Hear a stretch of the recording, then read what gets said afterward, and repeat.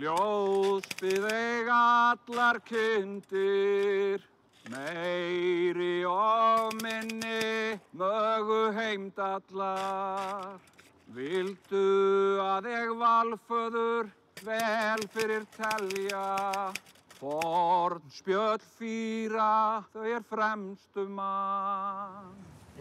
Si teda záberem sa môžete vrátiť. OK. Hæ, ástin mín, ég var búin að spyrja að segja eitthvað á íslensku fyrir þig á meðan ég í burtu og engan annar heima. Og þá mun ég bara muna þér að vökva blómin á meðan ég í burtu. Af því ég veit að stundum þú getur gleyma þetta. Sakna þín, bless. So that was, hi, darling. I know I was asked to say a few words to you while I'm away out of the country, and I just wanted to remind you to water the plants, please, as I know you might actually forget otherwise. Miss you. Bye. Do people in your dreams speak English or? Both now. But that, to me, you're right, is the thing. Once you start dreaming in the other language, so sometimes I do have people in my dreams speaking in Icelandic, yeah. In Iceland, we have this beautiful phrase that everyone walks with a book in their belly. A ganga með bók í maganum, say in Icelandic. And, you know, I've worked with writers for so many years. People always said to me, what's the book in your belly? But I wanted to paint this portrait of my adopted country, like write a love letter to my adopted country. That's exactly what the book is. Yeah, and sort of paint a portrait of a country where we are close to achieving, I hope, equality between the sexes. Telling the stories of all kinds of women who live in Iceland. What is it like to be a mother in Iceland, or a politician, or a rap artist, or a search and rescue crew member, or a fisherman, or a comedian, or a first lady? Incidentally. Yeah. May I take a sip of the water? Yeah, absolutely, sorry. I find that my throat's been a bit dry lately, and I don't like to... Are you ready? So your book was published in English? The interviews were mostly conducted in Icelandic, and I translated them into English, and then they translated them back into Icelandic. So completely differently? Well, hopefully not. I don't think my Icelandic would ever be that good, and I don't feel like my soul is with the language as much. But I do notice a lot more phrases. You know, sometimes when I'm writing in English, I think, oh, what I want to say is use this phrase, and then I can't.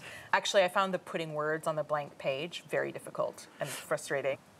I guess somewhat a writer that I read, Ruth Reichel, said, I hate writing, but I love having written. Getting some scaffolding down. Even, you know, everybody says your first draft is awful, and that's definitely the case for me. It's nothing that you could submit anywhere or do anything with, but it's words on the page. When do you feel it's done? When my deadline is. When I get to the deadline and I have to send it off. They have to make it visually more interesting.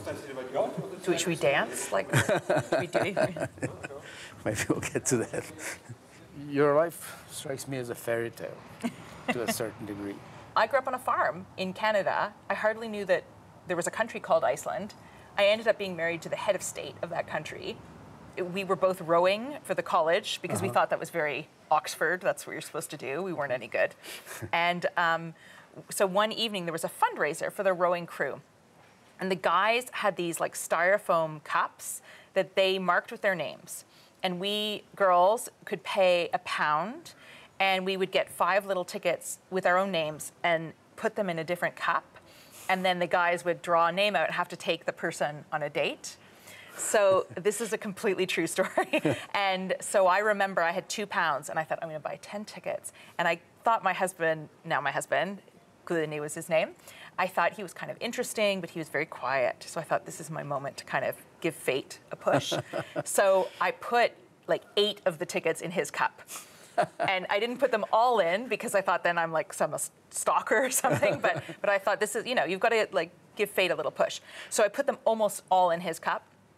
And of course he drew my name. Maybe it was the only name there, I don't know. And the rest is history.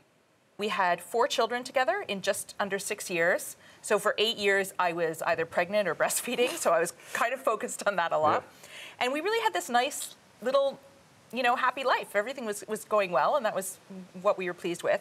And then in 2016, at the beginning of April that year, the Panama Papers scandal broke. The Prime Minister of Iceland at the time was implicated in that scandal. And there was a lot of protests surrounding that.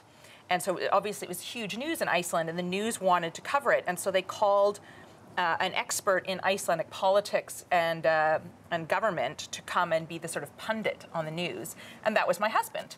And all of a sudden, it was like the stars aligned. And people saw my husband on TV, who is not affiliated with a political party, which is generally seen as a positive thing for the president, but very knowledgeable about the Constitution and the limits of presidential power and the role of it. And they thought, this guy looks like he'd be pretty good. And they literally started calling our house. Did you change hairdressers? Oh my goodness. The hardest thing was the clothes. I mean, the clothes and the look. I am awful with everything to do with that. People were giving me all kinds of clothing advice. And somebody later on wrote me a very polite letter once saying, I saw photos of you at this visit, and I think you're doing a great job, but I wanted to let you know that green is definitely not your color. And as you can see, I took that advice to heart. Now I wear it a little more. She was being very polite. She signed her letter like a master tailor. So she isn't just anybody. She's actually an expert in clothing. I wore a secondhand dress, green dress, when my husband was reelected for his second term. And it being tiny Iceland, and I got it, from this Red Cross charity shop. Then I got a message from someone I know saying, I have that dress. So that just shows you, But I think it's a great message as well to say that, you don't need to be buying a new gala dress for every occasion. The first state visit that we went on was to Denmark a few months after my husband became president, because that's traditionally the first country that Iceland would visit, because Iceland became independent from Denmark in 1944. And then we were meeting the Queen of Denmark. And I did have to Google how to curtsy. And it turns out there's not just one way of curtsying, there's a lot of ways. I really wanted to represent Iceland with dignity, but aside from that, no, I wouldn't say that I was terribly nervous. There was another trip that I did go on as well to Oman, and they took me for a day to the desert in these villages, and I went to a village and they had a goat's head. And they said, usually for the guests, we give the brain to the honored guest, and you dig out the brain with the jaw of the sheep. And I said, all right, I'm ready for that. And I thought, I bet there's no other sort of head of state spouses who do that either. But I did. I dug into the sheep's brain and ate that. Good for you. And it was great. I don't know that I would order it on a menu either, unless I was just picking it. But it's just wonderful. Okay, so getting back to the writing. Yeah. Is he filming now? Okay. Are we rolling? Yeah, we're rolling. What's your next book? That's a great question. I don't know. I can't answer you right now. The whole process has been fascinating to me. I've loved talking about it. And so now I know for sure I'd like to write another book. But now I need an idea, that spark again. And you can't book okay, Wednesday afternoon from 1 until 2, I'll have the idea for my book. It just isn't going to happen.